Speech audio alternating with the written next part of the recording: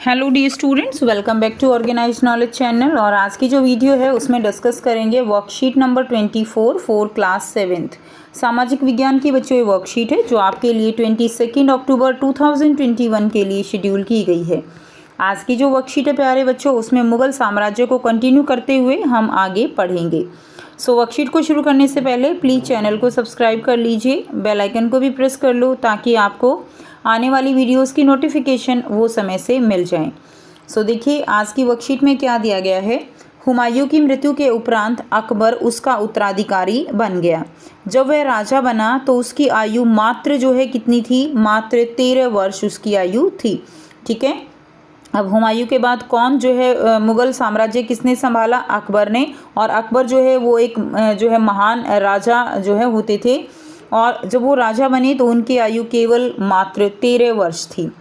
बैरम खां उनका संरक्षक था एवं मुग़ल साम्राज्य के विस्तार एवं सुदृढ़ीकरण में उनकी सहायता करता था। कौन थे बच्चों? वो थे संरक्षक उनके बैरम खां।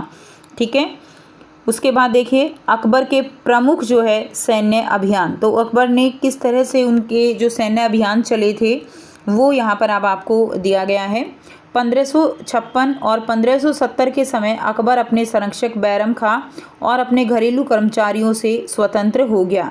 ठीक है, उसके बाद उसने सूरी और अन्य अफ़गानों, निकटवर्ती राज्यों मालवा और गोंडवाना और अपने सौतेले भाई मिर्शा हाकिम और उज़्बेकों के विद्रोह को दबाने के लिए सैन्य अभियान चलाए।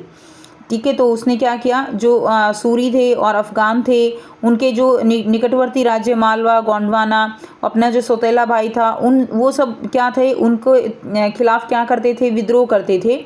और उनको दबाने के लिए उन्होंने क्या किया था, उनके खिलाफ़ जो है सैन्य अभियान चलाए थे और अपना जो राज्य था उसका विस्तार करने के लिए। 1568 में सिसोदियों की राजधानी चित्तौड़ और 1569 में रणथंबोर पर उन्होंने कब्जा किया। 1570 और 1585 के समय गुजरात के विरुद्ध जो है उनके सैनिक अभियान हुए।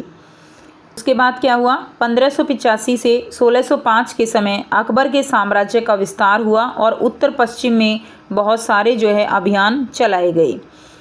अब हम बात करें, सफ़ाविदों को हराकर कंधार पर भी कब्जा कर लिया गया और कश्मीर को भी जोड़ लिया गया। यानी धीरे धीरे अकबर ने अपनी सैन्य शक्ति के बल पर, अपनी सूझबूझ, अपनी प्रशासनिक नीति के बल पर उन्होंने अपने राज्य का बहुत सारा जो है वो विस्तार कर लिया था। मिर्ज़ा हाकिम के मृत्यु के पश्चात काबुल को भी उन्होंने अपने राज्य में मिला लिया। मिर्ज़ा हाकिम जो कि उनके सौतेले भाई थे, उनकी मृत्यु के पश्चात उनका काबुल भी उन्होंने अपने राज्य में मिला लिया और दक्कन में अभियानों की शुरुआत हुई। बरार, खानादेश और अहमदनगर के कुछ हिस्सों को भी राज्य में मिला लिया गया। उसके बाद देखिए अकबर की प्रशासनिक नीति जो है वो कैसी रही। अबुल फजल द्वारा रचित अकबरनामा बहुत इम्पोर्टेंट है। अकबरनामा किसने लिखी थी? अकबरनामा अबुल फजल ने लिखी। अबुल फजल द्वारा रचित अकबरनामा से अकबर के प्रशासनिक संबंधी जानकारी जो है वो प्राप्त होती है। अकबर की प्रशासनिक नीति वो एक तरह से आप कह सकते हो काफ़ी कारगर रही थी। अकबर के समय साम्राज्य को कई सूबों में बांटा हुआ था और सूबों के जो प्रशासक थे जो कि सारा कामकाज वहाँ पर संभालते थे उन्हें सूबेदार जो है कहा जाता था, जो राजनीतिक तथा सैनिक दोनों प्रकार की जिम्मेवारी वो निभाते थे। प्रत्येक प्रांत में एक वित्तीय अधिकारी होता था जो दीवान कहलाता था। जो भी मुद्राएं थी, ठीक है, उनका लेन देन जो करता था वो कौन था? वित्तीय अधिकारी, जिसको फाइनेंस मिनिस्टर जो है हम कहते हैं, वो उस समय क्या कहलाता था? उस समय दीवान कहलाता था। प्रशासन में सहायक अन्य अधिकारी भी थे, जैसे बख्शी जो सैनिक वेतन अधिकारी, यानी सैनिकों को जो वेतन देता था उनके बारे में जो देखता था वो कौन था? बख्शी कहलाता था। सदर यानी धार्मिक और धर्मार्थ किए जाने वाले कार्यों का मंत्री था। धर्म से रिलेटेड जो भी काम थे वो जो है किसके द्वारा? सदर के द्वारा किए जाते थे। फौजदार जो सेना नायक था, और कोतवाल नगर का पुलिस का अधिकारी जो था उसको कोतवाल कहा जाता था। इस तरह अकबर की प्रशासनिक नीति जो है वो बहुत ही कारगर रही, क्योंकि हर एक आप कह सकते हो क्षेत्र पर उन्होंने जो है अलग अलग लोगों को अपॉइंट किया हुआ था, जिससे कि जो कार्य प्रणाली थी वो उनके बिल्कुल कंट्रोल में रहती थी। उसके बाद नेक्स्ट है धार्मिक नीति। उनकी धार्मिक नीति जो है वो सुलह कुल की नीति का उन्होंने आरंभ किया था। ठीक है, कौन सी नीति? सुलह कुल की नीति। और सहिष्णुता या सहनशीलता की यह धारणा अपने जो अनुयायी थे उनके मध्य भेदभाव नहीं करती थी। ठीक है, इसका केंद्र बिंदु था नीति शास्त्र की एक व्यवस्था जो सर्वत्र लागू की जा सकती थी, जिसमें केवल सच्चाई, न्याय और शांति पर बल था।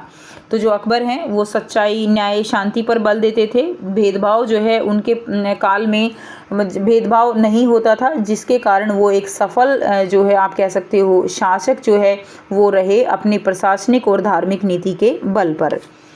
उसके बाद आपको यहाँ पर क्रियाकलाप दिया गया है और 2 जो है यहाँ पर आपको प्रश्न दिए गए हैं जिनके आंसर हम करेंगे। पहली आपको गतिविधि दी गई है, अपने परिवारजनों की सहायता से अकबरनामा एवं उसके जिल्दों में दिए गए विषयों में जानकारी एकत्रित करनी है। तो आपको अकबरनामा, ठीक है, और जो उनके विषय में दिया गया है उसके बारे में आप जानकारी इकट्ठी करके लिख सकते हो।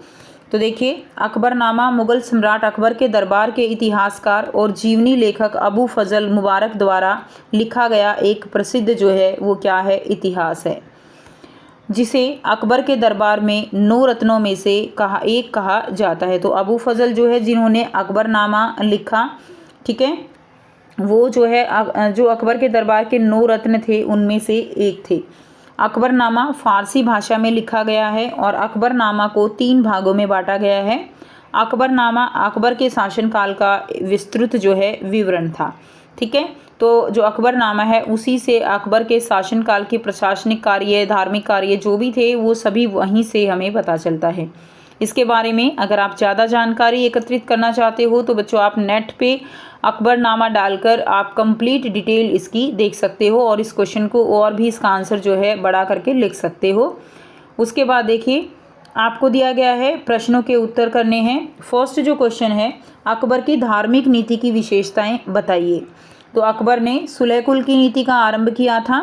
दूसरा, इसका केंद्र बिंदु थी नीति शास्त्र की एक व्यवस्था। ठीक है, धार्मिक नीति जो थी उसका केंद्र बिंदु क्या थी? नीति शास्त्र की एक व्यवस्था जो सर्वत्र लागू की जा सकती थी, जिसमें केवल सच्चाई, न्याय और शांति पर बल था। ठीक है, तो इस तरह से इसका आंसर जो है आप लिख देंगे। उसके बाद देखिए, प्रश्न 2 है, अकबर के प्रशासन की विशेषताएं आपको लिखनी है। तो फर्स्ट पॉइंट आप इसमें लिखेंगे, साम्राज्य कई सूबों में बटा हुआ था। सूबों के प्रशासक सूबेदार कहलाते थे और प्रत्येक प्रांत में एक वित्तीय अधिकारी होता था जो दीवान कहलाता था। तो वित्तीय अधिकारी उसको क्या कहा जाता था? दीवान कहा जाता था। प्रशासन में सहायक अन्य अधिकारी भी थे, जैसे बख्शी जो सैनिक वेतनाधिकारी था, सदर जो धार्मिक कार्य देखता था, फौजदार सेना नायक था और कोतवाल जो है जो पुलिस का अधिकारी था वो भी अधिकारी थे। तो इस तरह से प्रशासनिक नीति जो है वो अकबर ने अपनाई हुई थी। तो ये थी आपकी आज की स्टूडेंट्स एसएसटी की वर्कशीट। आई होप सभी स्टूडेंट्स को ये क्लियर है। कोई भी डाउट है तो आप पूछ सकते हो। वीडियो अच्छी लगी तो प्लीज़ लाइक कर दीजिए, शेयर कर दीजिए और चैनल को सब्सक्राइब भी कर लीजिए। So thanks for watching students. मिलते हैं नेक्स्ट वीडियो में नेक्स्ट वर्कशीट के साथ। Take care, bye bye.